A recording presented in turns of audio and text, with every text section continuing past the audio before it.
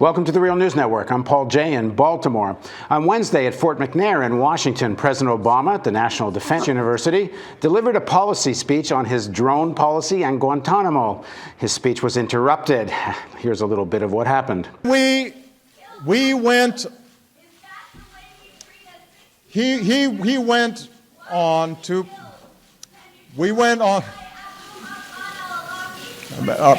Can you tell the Muslim people their lives are as precious as our lives? Can you take the drones out of the hands of the CIA? Can you stop the signature strikes that are killing people on the basis of suspicious activities? We're addressing that, man. Apologize to the thousands of Muslims that you have killed. Will you compensate the innocent family victims? That will make us safer here at home. I love my country. I love the rule of law. The drones are making us less safe, and keeping people in indefinite detention in Guantanamo is making us less safe. Abide by the rule of law. Your constitutional lawyer. The voice of that woman is worth paying attention to.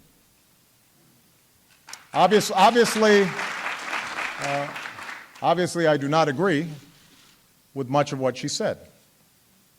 And obviously, she wasn't listening to me in much of what I said. That was Medea Benjamin of Code Pink. President Obama suggested she needed to be heard, but it seemed to have flummoxed him a little bit as he went on with his speech. Before the interruption, President Obama had started his speech giving an overall contextualization of why his drone policy is necessary. Here's a bit of that. Moreover, we have to recognize that these threats don't arise in a vacuum. Most, though not all, of the terrorism we faced is fueled by a common ideology. A belief by some extremists that Islam is in conflict with the United States and the West, and that violence against Western targets, including civilians, is justified in pursuit of a larger cause. President Obama does not suggest what that larger cause might be. Actually, he suggests it's the American people that are threatened by these extremists. The America is on the defensive. But he doesn't talk at all about what these quote-unquote extremists say why they're doing all of this.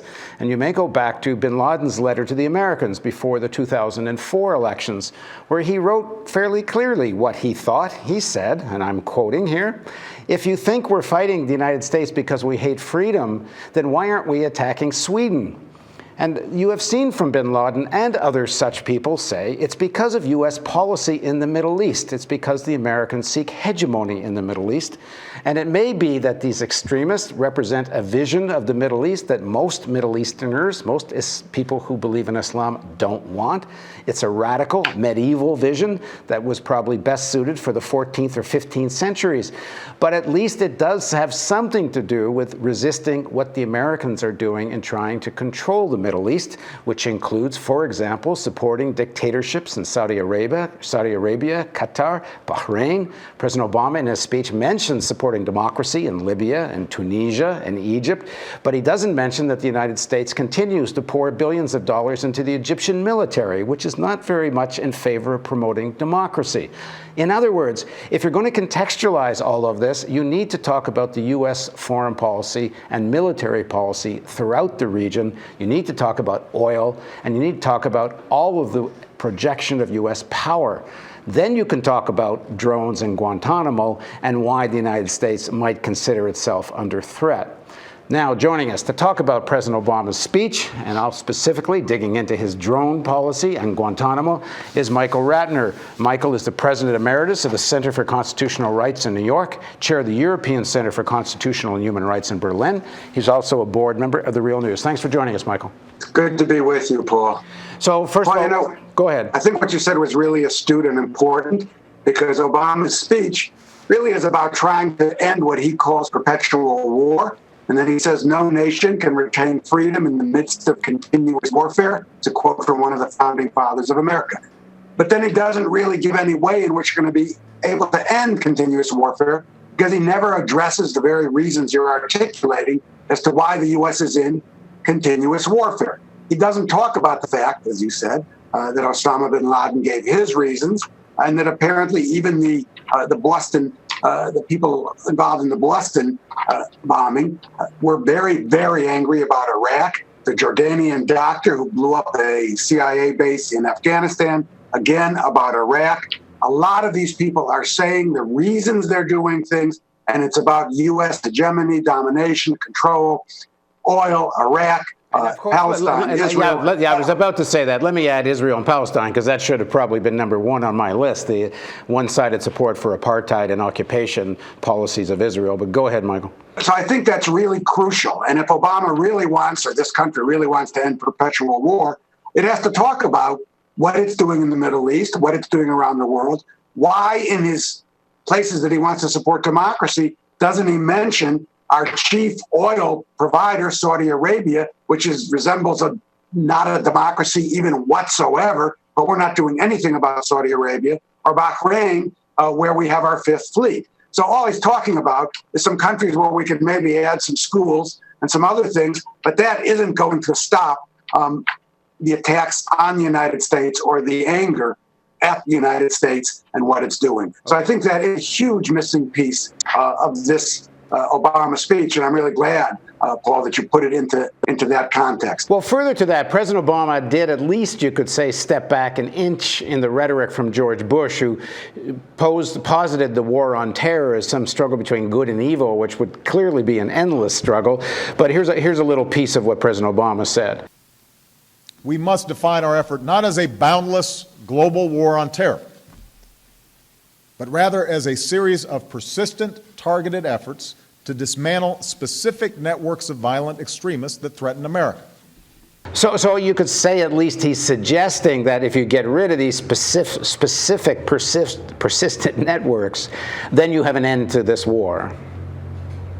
Well, he's suggesting that, but it's basically whack-a-mole. I mean, what you and I have just discussed is the fact that, yeah, you can wipe them out in one place, wipe them out in another place, but as long as U.S. policies around Saudi Arabia, Israel, Palestine, oil continue, you're going to keep getting people who believe the United States is not doing the right thing in the Middle East. It's not really supporting democracy. It's not really supporting equality.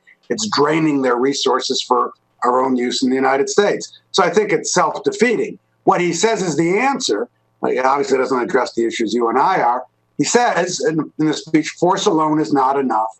Let's look at what feeds extremism. We have to support democracy. We have to build schools. We have to, support Israel, Palestine in some kind of agreement, et cetera.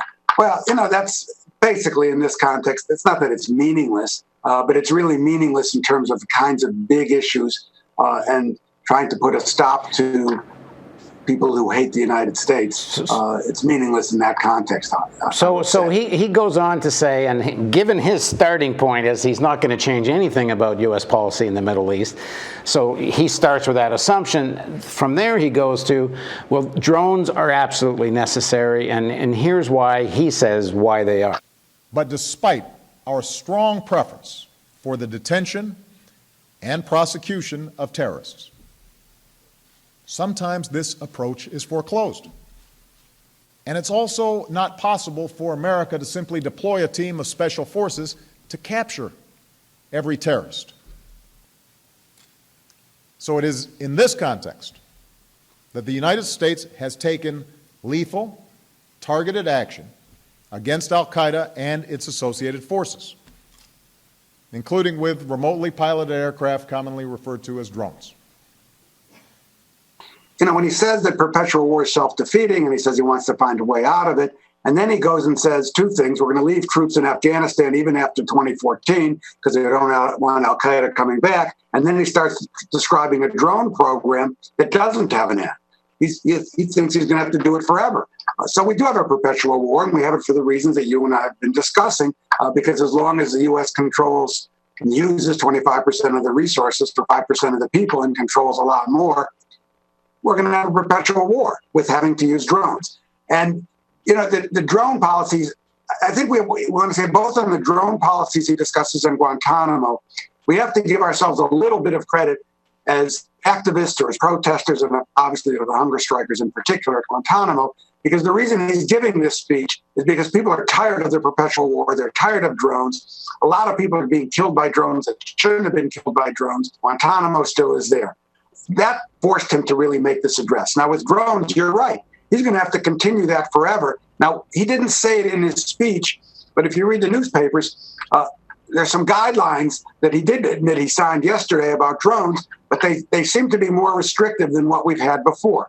If you look at drones, when they're used in a war zone, are difficult, but they're not the same as using them in places where there's no war zone, knocking off a guy you think might be dangerous in Yemen or Somalia or somewhere like that.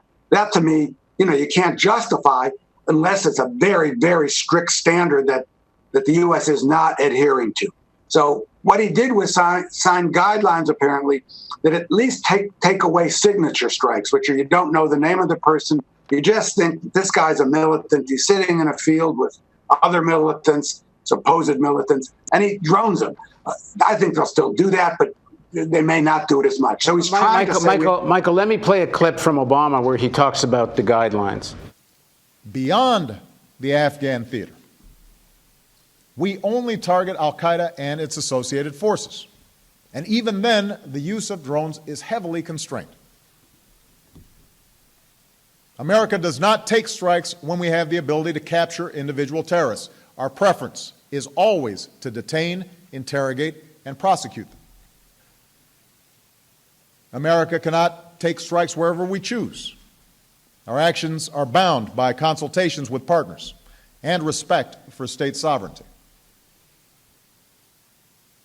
America does not take strikes to punish individuals. We act against terrorists who pose a continuing and imminent threat to the American people, and when there are no other governments capable of effectively addressing the threat.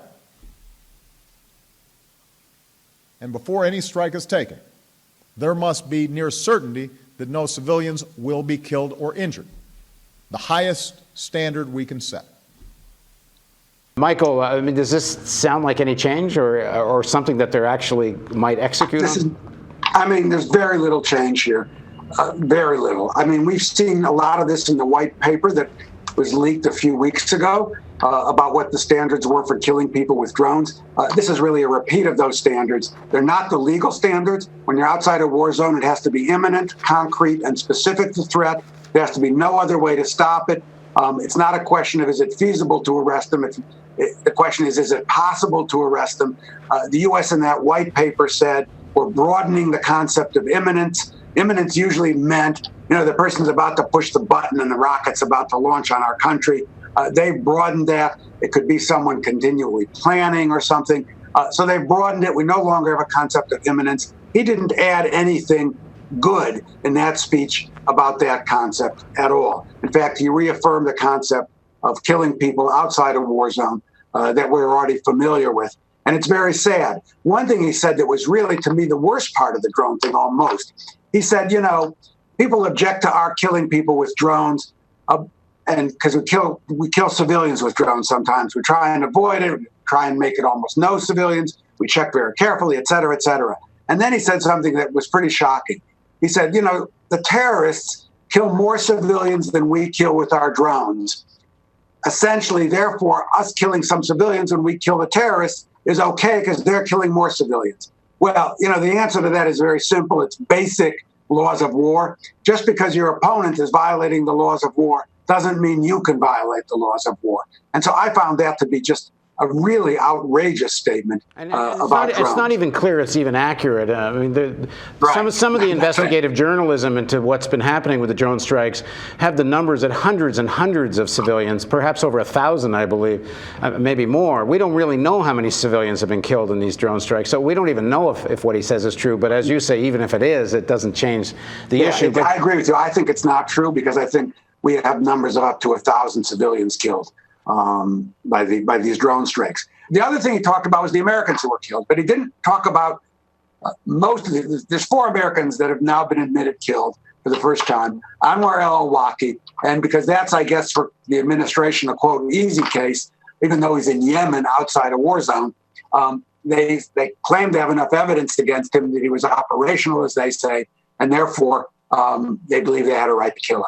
They never address, and that's one of the things that, if it's Medea who did it, who yelled out, what happened to al-Awaki's son, the 16-year-old boy who was killed by a drone, and the administration admits he wasn't targeted.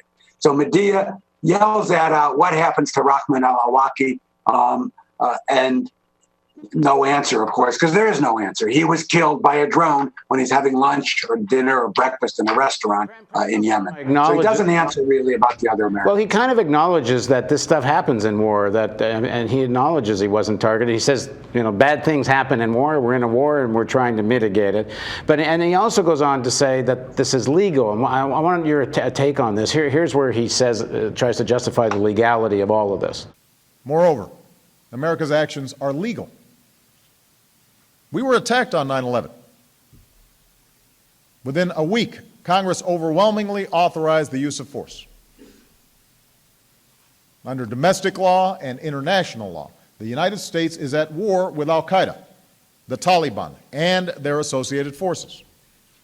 So this is a just war, a war waged proportionally, in last resort, and in self-defense. So what do you make of that argument? Well, I have two things. I never agreed that this was a war against al-Qaeda in the traditional sense to which the laws of war apply. I think it could use force as a police action to stop al-Qaeda, bring them to trial, and try them and imprison them. So I never accepted the war paradigm at all. Obviously, there was a war in Afghanistan. That was that was a war, and there was a Iraq war that was authorized separately.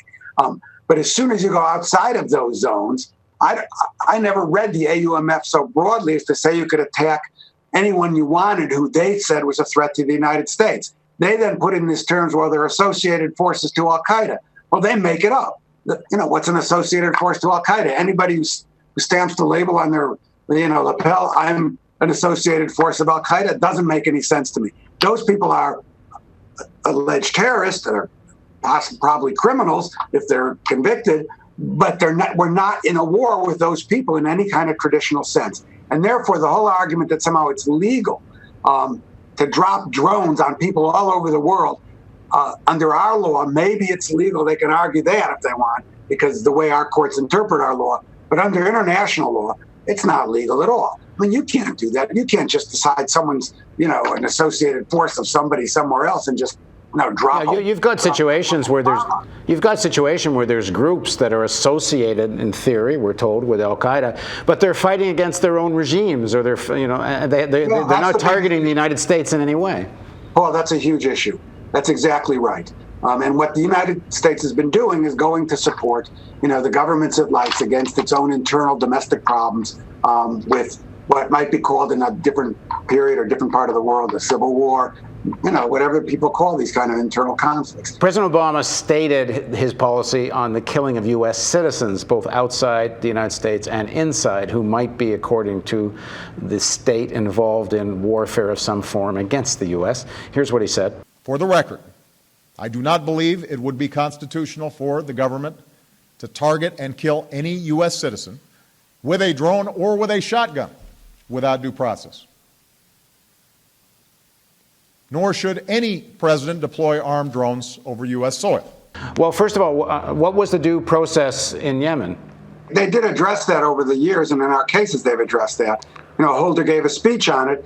We had argued in the al-Awlaki case, U.S. citizen due process, take it to a court in the United States, that's due process. Holder says due process doesn't have to be a court decision. We believe we've given al-Awlaki, essentially, due process by putting it through our own oversight within the executive. Well, that's due process. I'm the president of the United States. I mean, that's ridiculous. Due process. That due process really was mean that it goes through a court in which there's some litigation about deciding, is this a fair process for putting someone to death? That's what death penalty is all about. Yeah, they seem to be defining a conversation between President Obama and Brennan is due process. That's exactly right. That's what they already did that with Holder. They said that. So that's a meaningless statement that you just read me, essentially. I mean, okay, now the next part of what he said here, I'll play it again quickly. Nor should any president deploy armed drones over U.S. soil. The word was they shouldn't, nor should they. It doesn't mean by law they can't. It doesn't mean by law they can't. And if you remember the answer they gave to Rand Paul when he pushed on this issue and was filibustering, and he wouldn't stop, they finally said, we will not kill an American citizen on American soil as who's not a combatant.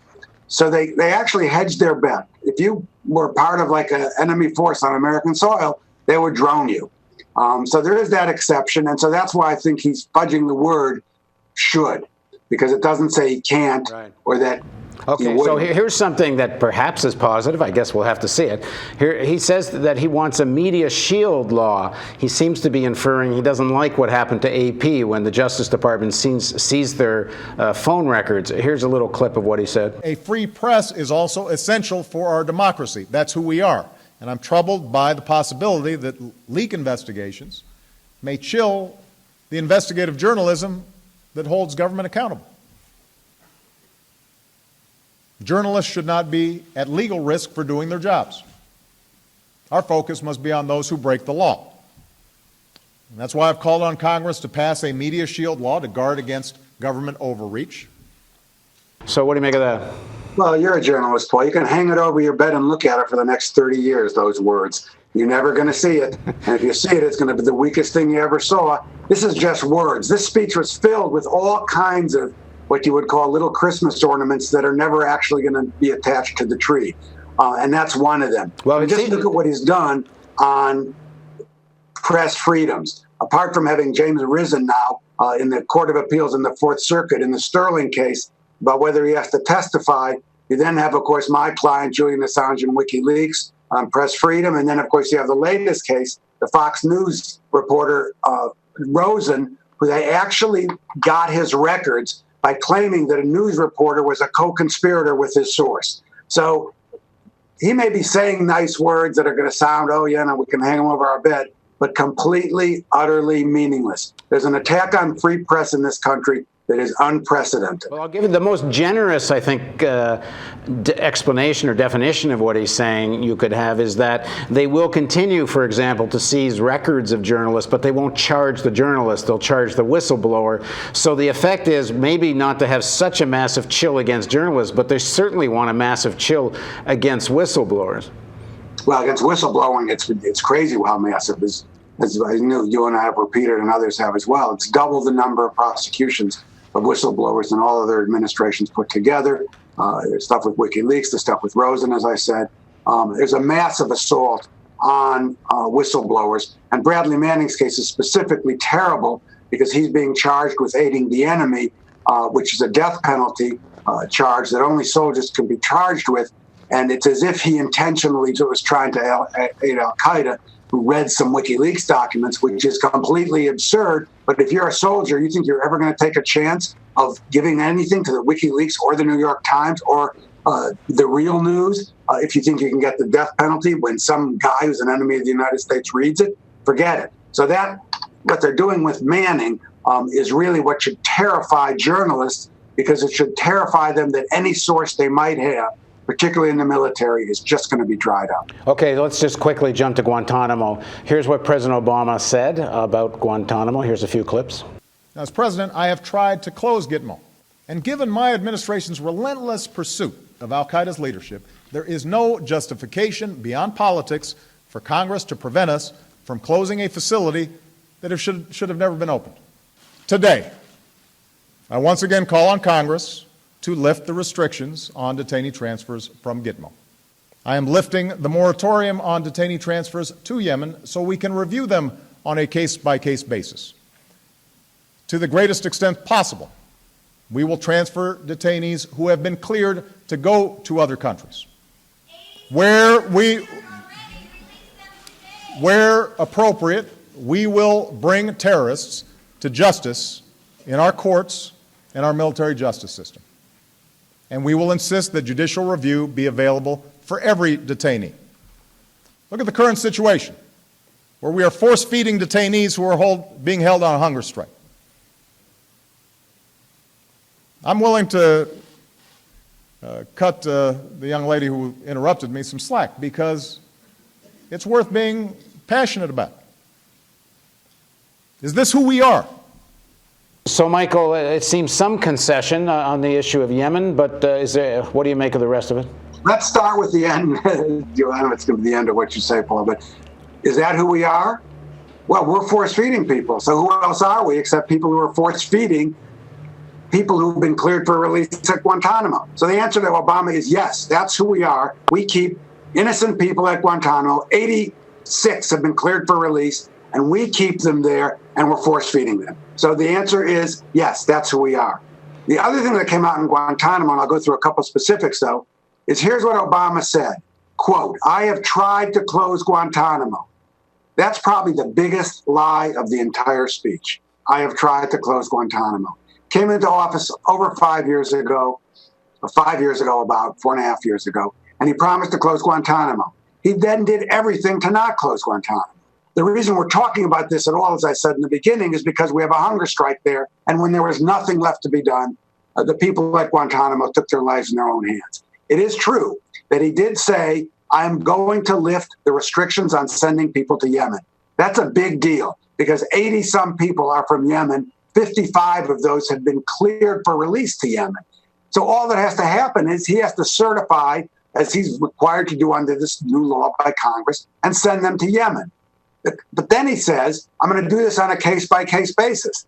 They've already been cleared on a case-by-case basis. And so he's going to go back through it. So the proof will be in the pudding, even on Yemen. Will he actually do it? How slowly will he do it? You know, what he should actually do is just do it and get it done and then move on to the next thing. So we'll have to see, because this is probably the 10th speech he's given on Guantanamo, certainly the third or fourth major one I've listened to. And we're still sitting here at the Center for Constitutional Rights with all our clients in Guantanamo.